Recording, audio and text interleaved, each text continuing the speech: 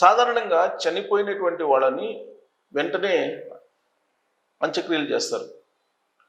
కానీ కూకట్పల్లిలో ఉన్నటువంటి ఒక ఫ్యామిలీ దాదాపు 4 రోజులు ఇంట్లోనే పెట్టుకొని ప్రత్యేకమైనటువంటి పూజలు చేసుకుంటున్నామని చెప్పి ఒక అపార్ట్మెంట్లో పూజలు చేస్తూ ఆ అపార్ట్మెంట్లో ఉండేటువంటి వాళ్ళతోటి గొడవ దిగారు.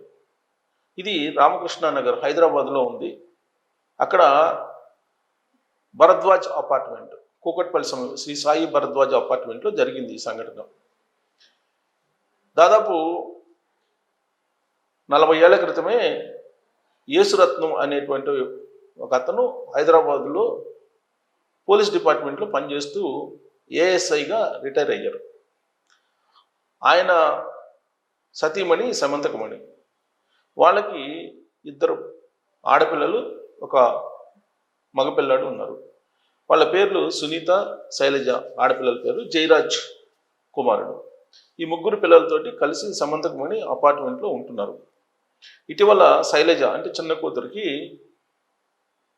అనారోగ్యంతో స్థానికంగా ఉండేటువంటి ఆసుపత్రుల్లో చేరిస్తే ఆ అమ్మాయి చనిపోయింది.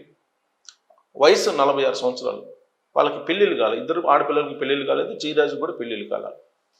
46 సంవత్సరాల నాడు శైలజ చిన్న అమ్మాయి చనిపోయింది. చనిపోతే ఆ శవాన్ని అపార్ట్మెంట్కి తీసుకొచ్చారు. రిఫ్రిజిరేటర్ కూడా తీసుకొచ్చారు. ఆ రిఫ్రిజిరేటర్లో పెట్టి తలుపులు వేసుకున్నారు. దాదాపు 4 రోజులైనా సరే వాళ్ళు ఆ రిఫ్రిజిరేటర్ని బయటికి తీయలేం. అప్పుడప్పుడు వాళ్ళు బయటికి వెళ్ళి వస్తుండడం మాత్రం అపార్ట్మెంట్లో ఉండేటువంటి వాళ్ళు గమనించారు. చివరికి ఇప్పుడు అంటే 16వ తారీఖున 11వ తారీఖున చనిపోయింది అమ్మాయి. 11వ తారీఖు నుంచి ప్రత్యేక పూజలు చేస్తాం, మీకెందుకు, మా ఇష్టం, మేము అంత్యక్రియలు చేస్తామా లేదనేది అపార్ట్మెంట్ వాళ్ళని తిరగబడ్డారు.